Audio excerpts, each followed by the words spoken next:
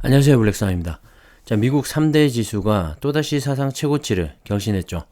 시장은 잭슨홀 미팅에서 과연 파월 연준 의장이 어떤 발언을 내놓을지 기대 반 걱정 반의 마음으로 지켜봤었는데요. 자산 매입 프로그램을 축소하는 이 테이퍼링이 연내에 시행될 수 있다고 밝혔습니다. 하지만 이 규모와 시점에 대해서는 다소 온건한 비둘기파적인 입장을 내비치면서 시장은 오히려 테이퍼링 시점에 대해 명확히 밝힌 점에 대한 이 불확실성이 제거된 것에 더 크게 반응을 보이는 모습이었습니다. 최근에 연준 인사들의 다소 매파적인 발언들과 이 물가 상승과 고용 지표가 개선이 되면서 이 시장에서도 테이퍼링이 시작될 것이라는 분위기는 일찌감치 감지가 됐었죠. 하지만 그 시점에 대해서는 의견이 분분했었는데요. 그래서 시장은 계속해서 신고가를 만들어내고는 있었지만 다른 한켠으론 다소 위축된 그런 모습을 보여온 것도 사실입니다. 하지만 이번에 연준 의장인 파월의 입에서 이 테이퍼링이 연내에 실행된다는 확실한 그런 메시지가 전달이 되면서 시점의 불확실성이 해소가 되었죠. 그러면서 테이퍼링 시작은 되겠지만 금리 인상과는 별개라는 그런 점을 강조하면서 금리 인상은 정말 먼 이야기라는 점을 다시 한번 시사하면서 시장은 호재로 받아들였습니다. 자, 그래서 3대 지수 모두 상승을 했고 S&P 500 지수는 처음으로 4,500선을 넘어서면서 나스닥 지수와 함께 또다시 사상 최고치를 경신했습니다. 우리나라 증시도 영향을 받아서 오늘 코스피는 0.33%, 코스닥은 0.81%로 상승 마감을 했는데요. 코스닥은 얼마 전에 1000포인트가 깨지기도 했었는데 빠르게 회복을 하면서 견고한 모습을 보여주고 있습니다. 자, 정말 미국장을 보고 있으면 왜 전 세계 사람들이 가장 선호하고 가장 많은 돈이 몰리고 있는지를 다시 한번 느낄 수가 있었는데요. 자, 이번 파월 의장의 발언으로 인해서 당분간 미국 증시에는 훈풍이 불어올 것 같습니다. 한국 증시에도 나쁘지 않은 영향은 미칠 것 같은데요. 하지만 장기적인 관점에서 본다면 역시 외국인과 기관의 눈치를 보지 않아도 되고 꾸준히 상승을 하고 있는 미국 지수 추종 ETF 투자가 좋을 것 같다는 생각입니다. 자, 미국 나스닥 100 지수를 추종하고 있는 대표적인 ETF는 미국에 상장되어 있는 QQQ가 있는데요. 나스닥 지수의 꾸준한 상승과 함께 QQQ의 주가 역시 꾸준히 상승을 하고 있는 모습입니다. 그리고 S&P 500 지수를 추종하고 있는 대표적인 ETF는 SPY가 있는데요. SPY 역시 S&P 500 지수의 신고가 경신 랠리에 따라서 꾸준히 상승을 하고 있는 그런 모습을 보여주고 있습니다. 올해 들어서만 벌써 22%를 넘게 상승을 하고 있네요. 자, 이렇게 SPY처럼 미국 시장에 직접 투자를 할 수도 있고 한국에 상장된 미국 지수 추종 ETF를 통해서 똑같이 투자를 할 수가 있습니다. 자, 한국에 상장된 나스닥 100을 추종하는 ETF 중에 가장 오래된 것은 타이거 미국 나스닥 100이라는 ETF인데요. 2010년에 코스피에 상장된 이후로 꾸준히 상승을 해서 오늘까지 무려 689%의 높은 수익률을 보여주고 있습니다. 나스닥 100 지수의 상승에 따라서 꾸준히 상승을 해온 건데 최근에는 이 타이거뿐만 아니라 코덱스나 킨덱스 그리고 KB스타와 같이 여러 자산운용사에서 나스닥 100 추종 ETF를 출시했기 때문에 어느 걸 골라서 투자를 하셔도 상관이 없을 것 같습니다. 각 운용사마다 보수가 약간씩 다르긴 한데 큰 차이는 없다고 보고요. 타이거 나스닥 100은 국내에 상장될 때는 만원으로 시작을 했는데 지금은 8760원까지 상승을 한 상태죠. 시가총액도 1조 원을 넘어서 현재 1조 1064억 원을 기록하고 있고요. 시가총액이 높은 만큼 좀 더 안정적이긴 하죠.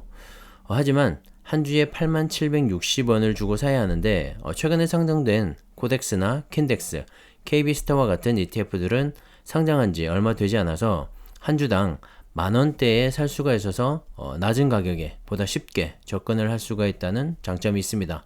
자, 참고하시고요. 각자의 스타일에 맞게 투자를 하시면 될 것 같습니다. S&P 500도 마찬가지로 타이거나 코덱스, 킨덱스, KB스타에서 운영 중인 국내에 상장된 S&P 500 지수 추종 ETF들이 있습니다. 최근에 상장이 되어서 역시 만원대에 한 주를 살 수가 있고요. 나스닥보다는 수익률에서 좀 떨어지는 S&P 500 지수지만 500개 기업의 분산 투자를 통해서 좀 더 안정적으로 투자를 할 수가 있어서 장기 투자 시에 적절한 선택이지 않나 생각을 합니다.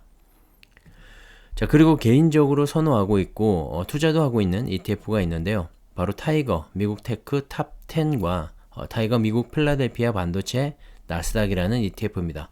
자, 먼저 미국 테크 탑 10은 나스닥 기술주 중에서 시총 1위부터 10위 종목에 집중적으로 투자를 할 수가 있고 US 테크 탑 10 인덱스라는 지수를 추종하고 있습니다. 특히 1위부터 5위 종목인 애플, 마이크로소프트, 구글, 아마존, 페이스북의 80%를 투자할 수가 있고 그 외에도 테슬라, 엔비디아, 페이팔, 어도비, 캠캐스트와 같은 6위부터 10위 사이의 종목에도 20% 비중으로 골고루 투자를 할 수가 있어서 상당히 매력적이지 않나 생각을 합니다. 특히 리밸런싱을 통해서 종목의 변동이 있는데요. 처음 시작했을 때는 9위와 10위를 차지하고 있는 어도비와 캠캐스트는 포함되어 있지 않았습니다.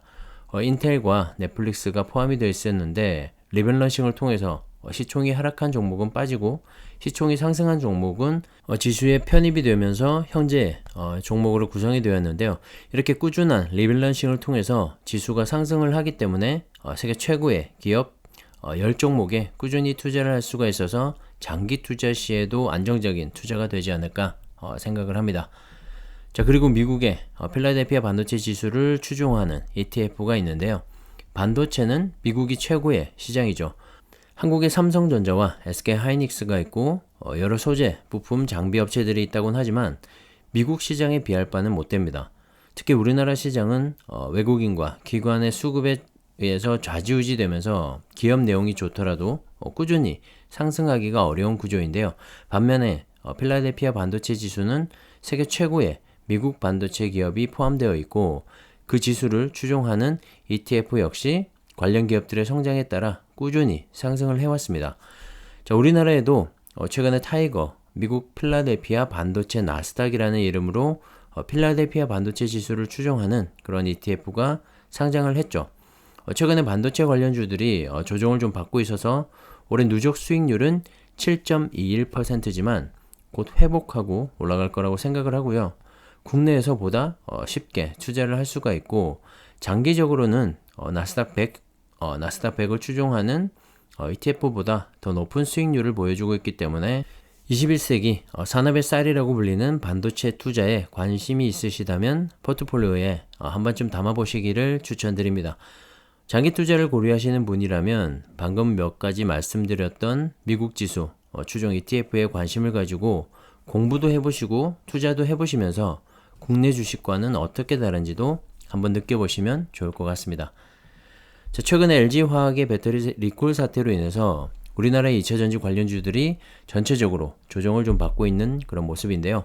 그에 반해서 중국 2차전지 관련주들은 견고한 모습을 보여주고 있습니다. 차이나 전기차와 글로벌 리튬 모두 오늘 소폭이지만 상승으로 마감을 했습니다. 자, 그와 관련해서 한 가지 소식이 있는데요. 중국 정부에서도 나트륨 이온 배터리 산업 발전에 적극적으로 동참할 것이라고 밝혔습니다. 최근에 글로벌 전기차 배터리 업체 간에 이 경쟁이 치열해지고 있는데 이 전기차 원가의 40%를 차지하고 있는 핵심 소재죠. 이 배터리의 가격 낮추기가 한창입니다. 특히 우리나라는 NCM, 즉 니켈, 코발트, 망간을 사용하는 삼원계 배터리를 주로 생산하고 있는데 자, 밀도가 높아 한 번 충전 시에 오래 달릴 수는 있지만 가격이 비싼 단점이 있습니다. 그에 반해서 리튬 인산철을 주로 사용하고 있는 중국의 배터리는 주행거리는 짧지만 가격이 저렴한 장점을 가지고 있죠. 하지만 최근에 배터리 세계 1위 업체죠. 중국의 CATL에서 나트륨 이온 배터리를 개발하면서 2023년까지 나트륨 이온 배터리의 산업 공급 체인을 구축하겠다고 선언을 했었는데요.